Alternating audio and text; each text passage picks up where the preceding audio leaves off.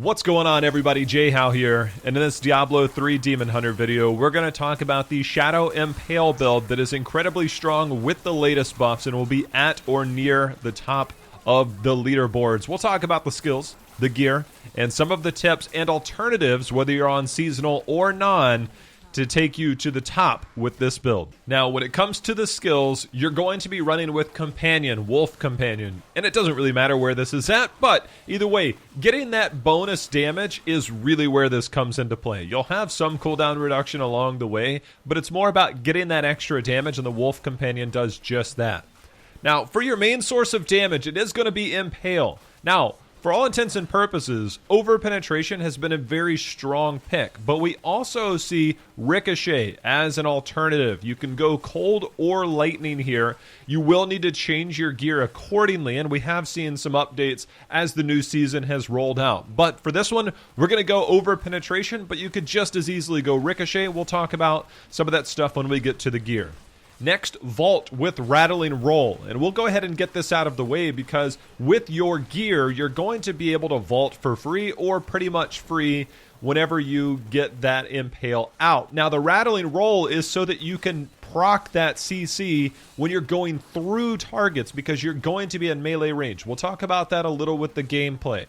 Next up, Fan of Knives with Bladed Armor. You'll have this up on basically 100% cooldown and then gain 40 additional armor for 6 seconds. That armor is really where that comes into play. You need to be tanky. You're going to be in and around those mobs, and you get different things. You get the slow. You get so much benefit from Fan of Knives here. Next up, Vengeance with Darkheart. Because when we get to the gear, you're going to find that you're going to have high uptime on this, and this is going to reduce all damage taken by 50%. And this is really a defensive ability that is going to keep you alive at high greater rifts. Next up, Shadow Power, and it doesn't really matter what you go with here. We'll talk about that with the gear, because the Shadow set, well, it's going to give you all of those runes. For your passives, Awareness. It's going to be really strong when you get to those high greater rifts. Look, you're going to take damage. It's just the nature of the beast. And having that safety net to stay alive and continue to do your thing, you're going to need it. You're going to be in close quarters. This is unlike the multi-shot or the sentry build. You're going to be up in the faces of your enemies, basically in melee range. We'll talk about that in a bit. Numbing Traps, basically having the damage reduced another way. You can see there are some defensive abilities here when it comes to your regular skills, but also in your passives. You need to be able to stay alive, and this is a good way to do it. Next up, Call the Weak. Increased damage against slowed or chilled enemies, and, well, between your legendary gems and the other things that you're running, it's going to be very easy to proc. Next up, Ambush, and this is one that could potentially be swapped out, but with Impale, given the insane amount of damage it can do, dealing 40% additional damage to enemies above 75% health, you will melt targets even at high greater rifts with the ambush in place. And there is going to be some changes that you could potentially see, whether it's around a Hellfire Amulet, but that's not really where we've seen things go just yet. There are some other opportunities here, but ambush is going to be great. We've seen the Leech start to spring up. There are some different options depending on where you're at in your climb. So let's tackle the gear, because it is based around the Shadow's Mantle set, and we'll talk about the non-seasonal part of this right out of the gate. If you're on non-seasonal, you're going to need all 6 pieces of boots, pants, chest, helm, shoulders, and gloves. Now, let's talk about the seasonal side, because in Season 16, it is the Season of Grandeur, meaning you need 1 less piece. Now, I've already alluded to the fact that you're going to take damage, and to push high greater rifts, you're going to need to mitigate a lot of damage. And since you're going to be staying at most of your primary resource the entire time, the Aquila Cuirass has taken place for the chest piece, allowing you to swap one of these out. We might see some changes later to be sheer damage, but for the high greater rifts, having that damage reduction, getting all damage reduced by 50% is so incredibly strong because you're going to be at high resource basically permanently. And this is a good way to help get you to that next level in the high greater rifts. So non-seasonal, all 6 pieces. Seasonal, right now we're seeing the Aquila Cuirass, but we might see some other things come into play, whether it's the Mage Fist or the Frostburn in this case, because we have seen the cold. But for all intents and purposes, you're going to see more defensive oriented things to allow you to really push the envelope because you already have so much damage elsewhere in the build. Don't forget, with your boots, you can roll impale damage on there. You want to try and get impale damage where you can. You're also going to need a little bit of cooldown reduction. You don't necessarily need a ton of it, because the way your playstyle is, you can kind of supplement some of the deficiencies that you might have while you're still optimally gearing this up. Now, one thing that makes this so strong, and I mentioned you're getting so much damage out, is your weapon. The Carle's Point. The damage of Impale is increased by up to 375%, and it returns 15 hatred if it hits an enemy already impaled. Now, that's where, using the Aquila Cuirass, you're going to get that hatred back. You're going to be hitting targets all the time. You're going to be in that danger zone. So this is the way you kind of stay at or near the top, plus you get that huge damage increase from your weapon. Now, for your offhand, this is really where the playstyle starts to unfold, because the legendary affix Impale throws 2 additional knives, and this is important. So you're going to get the elemental damage on here. You want to maybe get some cooldown reduction. You'll have the elemental damage on here, but because the additional knives come out, the reason why you're going to stay in close quarters is simply due to the fact that it's almost like a shotgun spread. You're shooting out 3 instead of that 1, and you want to hit as much as you can. You don't want to just hit with 1 and have the other 2 go astray. So this is why you're going to be in that danger zone, in that tough spot, trying to get those shots out as much as possible.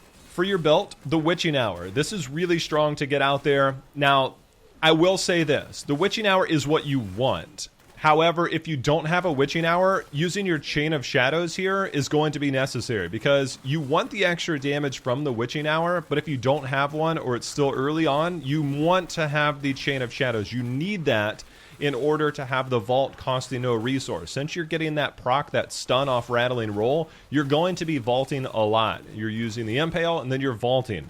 Now, Chain of Shadows should be in your cube, and the Witching Hour here, so that you get the damage benefit from that. And if you don't have that, Chain of Shadows absolutely needs to be on your belt. There has been some experimentation in the early parts where we've seen the Chain of Shadows being worn, and the frost burns being used in that armor slot in Kanai's cube if we're going the cold build. I don't think this is necessarily the future, but it is something to keep an eye on as an alternative. When it comes to your bracers, the strong arm bracers, they're strong. That's the bottom line, is they're strong. You get that up to 30% increased damage when enemies hit by knockbacks, and considering that your rattling roll counts as a knockback, or that stun there, it gives you that increased damage. So you're going to be rolling through targets with that vault, hitting with the rattling roll, and then proccing the damage with the strong arm bracers. Don't forget to roll either the cold or lightning damage on here, because this is where it's going to be at. When it comes to this build, the Endless Walk set of the ring and the amulet is always going to be strong. While moving, damage taken is reduced by up to 50%. While standing still, damage dealt is increased by up to 100%. Now, you're never going to stand still long enough to really say, hey, I'm going to have this permanent, but you are going to get that huge damage bonus, because you're going to vault through things, you're going to pop off the Impale, and you're going to continue to vault, and you're going to continue to Impale. It's just the nature of this build is to stay busy, stay active with your vault and Impale, and cycle those as much as possible. For the other ring slot, you can either go the elusive ring or the convention of elements here. It doesn't matter as long as one of them is in your cube and the other one is being worn. Getting that damage reduction after casting your vault, in this case it's going to be all the time. Having that huge damage reduction is strong. If you have the convention here, you're going to get the damage boost. And one way or another, you're going to have one in the cube and one being worn, and that way you're going to get that dual value of bonus damage plus damage reduction, which is, again, the name of the game. You're getting so much damage potential elsewhere that you want to mitigate as much as possible for those high greater rifts. And speaking of the cube, we'll knock it out. The Dawn. Reduce the cooldown of Vengeance by 65%. I already mentioned in the skills part, you need that Dark Heart rune. You need to reduce that damage coming in, and this is one way to have that cooldown reduction so that you can have as much uptime as possible on that Vengeance, so that you have that damage reduction. That's the name of the game. That's the only purpose it serves there. Next up, I already mentioned this, the Chain of Shadows is what you would like here, with the Witching Hour being worn. That's going to be the ideal, but if you don't have that Witching Hour, the Chain of Shadows can be worn, and something else can take its place here. As I mentioned, if you have that cold build, you can go Frostburn and try and get that extra cold damage. And that is an alternative for now, but you want to be shooting for that Witching Hour. And as mentioned just moments ago, the rings, the Convention of Elements, or the elusive ring, you want to have one in the cube or one being worn. Get the bonuses from each. Ideally, you want to have the higher roll of your elusive ring. If it's a low damage reduction, you might just want to consider putting it in the cube and then using convention, because it's more about the damage reduction than it is the bonus damage for most people. Now let's talk about the legendary gems. Bane of the Trapped, always strong because you're always CCing builds. Basically, every build at high grade or rifts has some type of CC, and you're getting a massive damage bonus from that. You're going to be in that melee range, so you're going to be proccing the secondary part of that. So that's good. Next up, Pain Enhancer. Critical hits cause the enemy to bleed, and you're going to be getting that, but it's the secondary part, getting that 3% increased attack speed for each bleeding enemy within 20 yards. So you're getting some damage, but it's also about getting that attack speed. It allows you to stay very quick on your rotation with your vault, as well as getting those impale shots out. They hit hard, and the vault is great, but you have to be fast and active with this build. And speaking of fast and active, the other legendary gem, the Gogok of Swiftness, gains swiftness with every attack, increasing your attack speed and dodge chance. And then also you're getting the cooldown reduction per stack of swiftness, which goes back into you need some cooldown reduction, but it doesn't necessarily have to be a primary focus, because you will get it here, and that's going to help a lot towards that vengeance, keeping that uptime on the vengeance, but you're also getting that attack speed the same way I just mentioned with the Pain Enhancer, to vault quickly and impale quickly and get out as much damage and activity as you can with this build. Again, to address the impale build, the idea is to move around, group things up, and that is the name of the game with a lot of builds. If you're going the cold build, it's going to fire straight through when you use that rune. So having things grouped up and getting that great line is perfect, but you also have to utilize your vault in very specific ways. You need to vault through the enemies. You need to crisscross your pattern to make sure that you get in melee range. I mentioned the impale with the quiver. You're getting basically a shotgun shot with those 3 impales that are coming out. So you're going to hit the straight line, but you also want to hit at close range so that they get hit by all 3. It's really good, and you definitely need to focus on this when you're on the Rift boss. But you're proccing the rattling roll, getting the strong arm proc, and then also putting yourself in that melee range. You have to stay busy. You have to stay extremely active. I can't stress that enough, is that this is a very busy build in terms of vaulting and impaling and vaulting and impaling to avoid damage, but also to proc everything that you have going and get as much value as you can in that way. And that's going to do it for this Diablo 3 Demon Hunter build, focused on the Demon Hunter going forward in Season 16 and beyond, because that is one of the best builds. It's a good way to start out the season by getting that top tier damage with the Shadow and Impale build going forward, and now with the seasonal, making use of that Aquila Cuirass. Be sure to come back, hit subscribe, come back and check out some more Diablo 3 videos and other gaming content in the future. As always, I appreciate you guys watching. Until next time, happy hunting. See you again.